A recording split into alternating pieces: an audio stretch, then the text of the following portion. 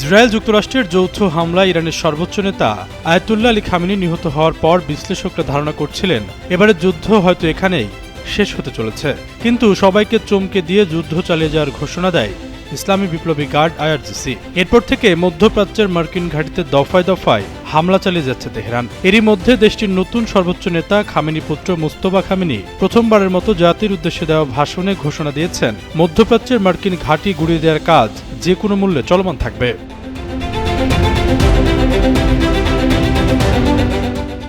এমন উত্তেজনার মধ্যে মার্কিন সংবাদ মাধ্যমের খবর, ইরান যুদ্ধ শেষ করতে ইসরায়েলকে এক সপ্তাহর সময়সীমা বেঁধে দিয়েছে ওয়াশিংটন। ওই প্রতিবেদনে দাবি করা হয়, নিকট ভবিষ্যতে তেহরানের বর্তমান শাসন ব্যবস্থার পতন ঘটার সম্ভাবনা কম বলে মনে করছে ওয়াশিংটন। কারণ ইরানের সরকার পতনের জন্য সরাসরি বড় ধরনের স্থল অভিযান চালাতে হবে, নয়তো দেশ জুড়ে ব্যাপক গণবিক্ষোভের প্রয়োজন হবে, যার কোনোটি আপাতত লক্ষণ নেই।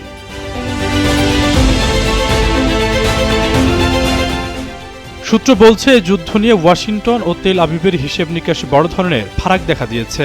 মার্কিন প্রশাসন মূলত এই সংঘাতের ফলে বিশ্ববাজারও তেলের দামের ওপর নেতিবাচক প্রভাব নিয়ে উদ্বিগ্ন।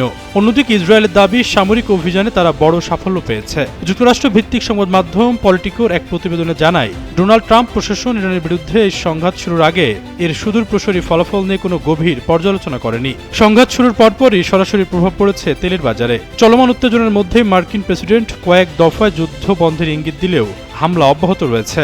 গুঞ্জন রয়েছে, ট্রাম্প যুদ্ধ বন্ধ চাইলেও ঘনিষ্ঠ মিত্র ইসরায়েল এখনই যুদ্ধ বন্ধ চায় না।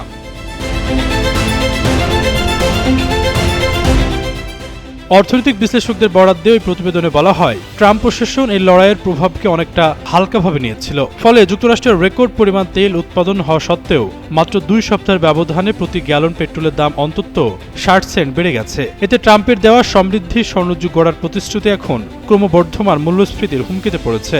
পলিটিকো আরও জানিয়েছে, মার্কিন জ্বালানি মন্ত্রী ক্রিস রাইটসের আশ্বাসে বিনিয়োগকারীরা শান্ত না হয় পরিস্থিতি নিয়ন্ত্রণে আনতে ট্রাম্প যুক্তরাষ্ট্রের কৌশলগত মজুদ থেকে 17 কোটি 20 লাখ ব্যারেল তেল ছাড়া নির্দেশ দিয়েছেন। আশরাফুল ইসলাম, যুগান্ত নিউজ।